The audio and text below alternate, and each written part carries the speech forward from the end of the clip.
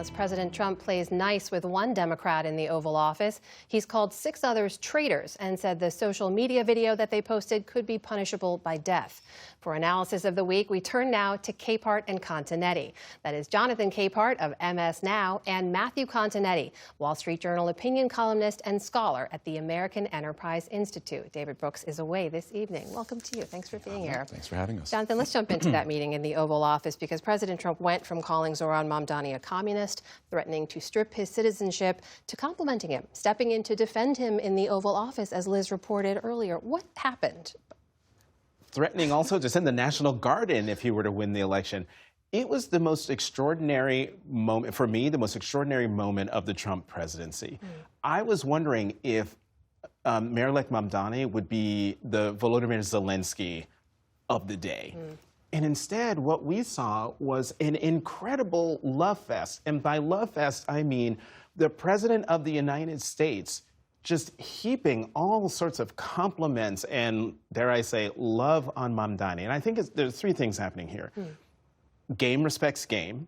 And so I think the president looked at how Mamdani ran his campaign, how many votes he got in the election, 1 million votes versus President Trump got 700-something thousand votes when he ran in a presidential election in New York City.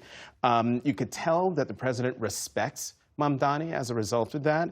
And the third thing, the president at various moments in that meeting totally undercut Republican arguments against Mamdani, including Congresswoman Elise Stefanik, who's going to run for governor of New York, who had been calling the mayor-elect a jihadist for months. And when asked, the president said, no.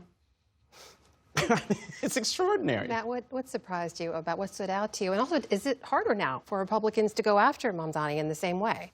I think if you had to cut ads tonight, yes, it would be hard. But this relationship is only just beginning. I think over the course of the Trump era, we've discovered there's a difference between meeting Trump and rally Trump, or social media Trump. And in meeting Trump, if you're not Volodymyr Zelensky, typically meetings go very well with Donald Trump, especially, and he wants to convey that he is a good host, he's welcoming, and so he wanted to convey that same atmosphere meeting Mamdani, much to the surprise of the Republicans. The other thing here is they're both outsiders. They're both populists. In the democratic world, in the democratic socialist world, populism is expressed through Israel-Palestine and through economic issues.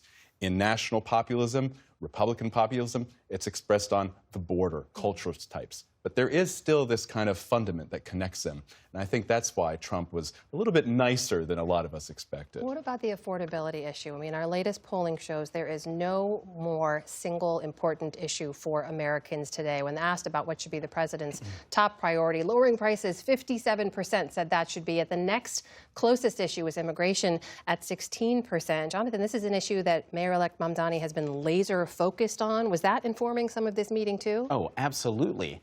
Absolutely. I mean, the president's been talking about, quote unquote, the affordability issue, this new issue that's out there. No, that is why Democrats won elections up and down the ballot around the country, particularly governor in New Jersey, Virginia, and obviously Mayor-elect Mamdani in New York City.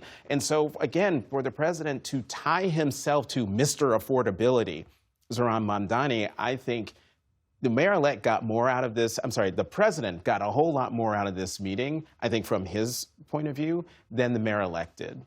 I mean, affordability elected Mamdani, but it also elected Donald Trump last year. Inflation was one of the #1 issues that got Donald Trump the popular vote for the first time in 20 years for Republican. The issue is, how are you going to get to affordability? And I think that's where the two politicians diverge. Mamdani wants to have more government-controlled solutions, more price controls. Donald Trump, with that big asterisk of tariffs, is usually about deregulation, tax cuts, more supply. We're going to have an experiment, which means reach that affordability end quicker. I also want to ask you about this week, a remarkable video we saw from 6 Democratic lawmakers, all of whom have national security and defense backgrounds, urging military members to disobey unlawful orders. Take a listen. Right now, the threats to our Constitution aren't just coming from abroad, but from right here at home. Our laws are clear. You can refuse illegal orders. You can refuse illegal orders. You must refuse illegal orders. No one has to carry out orders that violate the law or our Constitution. Now, President Trump called for them to be arrested. He called it seditious behavior from traitors, punishable by death. White House Press Secretary Caroline Leavitt was asked if the president was calling for the execution of members of Congress. Here's what she had to say. No.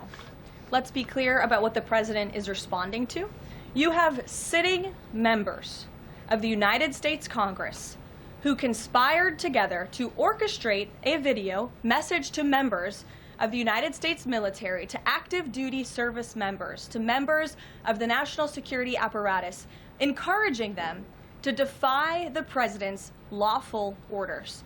Jonathan, I asked Congressman Crow about this yesterday, who's featured in that video, what specifically they're asking military members to do. He said it's not about a specific order. Is it clear to you why they put this video out? Yes, because they are concerned about what the president could do, what the president might ask the military to do. And it's not a stretch when you see that, judges have issued rulings telling the president and the administration to do things or not do things, and the administration openly defying the courts. So it's not unreasonable for members of Congress who have served in the military to have concern about how that might reach its way into the Pentagon. And, I'm glad you played that clip from the White House press secretary, because right there in her answer, you see the disingenuousness. The members of that video, they said unlawful orders. And what the press secretary said, they're asking them to defy lawful orders. That is not what the members of Congress were asking service members to do. And one other thing, I was talking to Senator Ruben Gallego yesterday, and he made the point, what those members of Congress are doing was nothing more than is what's in the training that service members get. They are just reiterating what they get in training.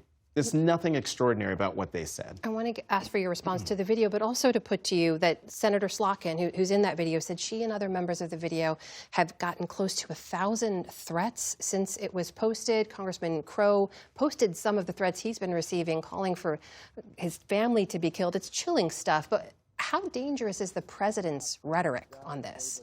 I think a lot of the rhetoric has been very dangerous. I think both sides here have been not covering themselves in glory. On the one hand, you're calling the president a fascist, a dictator in training, someone who's going to issue unlawful orders, even though they can't name a single unlawful order that the president has given.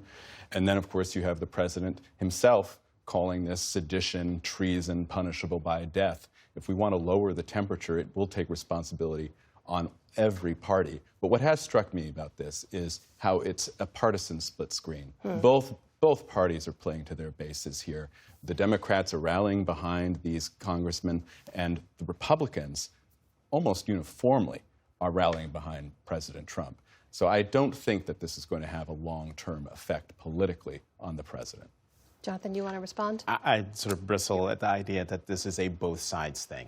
What we have here in terms of the threats, particularly against these members of Congress, it's that you have the President of the United States retweeting, or whatever you want to call it, threats against members of Congress. He is the one who, in language and in, if you want to go back to January 6th, in deeds, who is fomenting the nastiness that is out there. If we want to lower the temperature, if we want to change the way we do politics in the country, it has to start with the chief executive. It has to start with the president. And he has shown an unwillingness to do that. And it also has to be followed through by all of us, including people who are portraying him as an authoritarian who poses an existential threat to this country. There's lots of evidence that it's not unwarranted. Let's talk about another moment this week that brought about some of the challenges we've seen in terms of how the president interacts with members of the press specifically. We saw him host the Crown Prince of Saudi Arabia, Mohammed bin Salman, at the White House. He was asked about the 2018 killing of the Washington Post journalist Jamal Khashoggi, and here's what he had to say. You're mentioning somebody that was extremely controversial. A lot of people didn't like that gentleman that you're talking about. Whether you like him or didn't like him, things happen. Jonathan, as you know, it was ABC's Mary Bruce who asked about Khashoggi. She later asked about Jeffrey Epstein. The president lashed out at her, called her a terrible person, a terrible reporter, threatened to revoke ABC's license. That followed him calling another women reporter, Catherine Lucia Bloomberg, piggy on Air Force One. What does all of this say to you right now about the president's relationship with journalists and how he views the press? Well, he views the press with the lowest of regard. He certainly has a problem with women journalists who ask him tough questions, who do their jobs of trying to hold the President of the United States to account. And he takes it personally. The idea that the President of the United States would talk about my former colleague at the Washington Post as, he's a controversial guy, basically insinuating that he deserved being murdered and chopped up with a bone saw in Turkey. The President of the United States used to be the person who stood for free press, for democracy, for the role of the press in upholding a democracy. And yet there he has no problem undermining that across from someone like MBS, and certainly by berating the terrific journalist from ABC who asked very straightforward and pointed questions. Matt, I'm going to give you the last word here in the minute or so we have left. What do you take away from this? My big takeaway is we've heard Donald Trump speak this way to reporters and to women reporters since the first Republican debate in August 2015 and Megyn Kelly, who was then challenging Trump as the Fox anchor. That's not new. What is new is Donald Trump's political situation, and I think he understands that the economy, affordability, these bread and butter issues we've been talking about do pose a real risk to the Republican majority next year. And I think that's why you're seeing a more elevated, angry Trump in some of these interactions with the press. You think he's lashing out more because he's feeling more pressure, is that right? I think I can only say what has changed. And what has changed is that Donald Trump's political situation has deteriorated since these off-year elections earlier this month. Matthew Continetti, Jonathan Capehart, great to have you both at the table. Thank you so much. Thanks, Salma.